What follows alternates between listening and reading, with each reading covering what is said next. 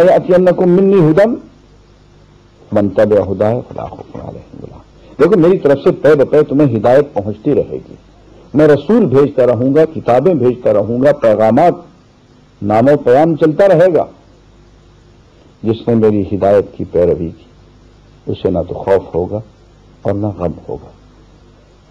मालूम यह हुआ कि ये जो हिदायत आती है अल्लाह की तरफ से, ये पैरवी के लिए आती है। मन तबिअ हुदाया, जिसने मेरी हिदायत की पैरवी की।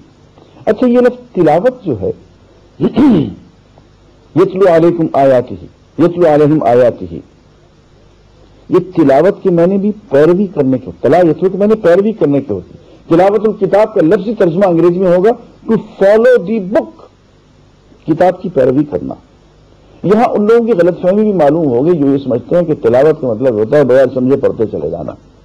तिलावत के लफ्ज़ी माने पैरवी करने के हैं, फॉलो करने के हैं, बिल्कुल उन्हीं मानों में जहां ये मन तबिअ हुदाया, जिसने मेरी हिदायत का इत्तिबा किया, उसकी पैरवी की।